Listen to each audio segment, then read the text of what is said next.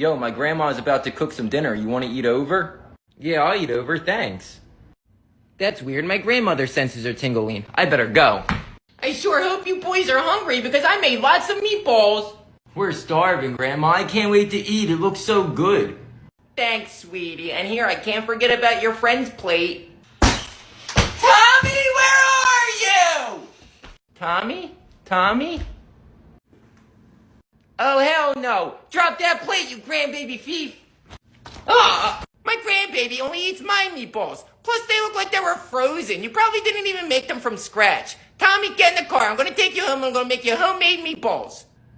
Okay, Grandma, I'll be right there. Sorry, I guess I got to go.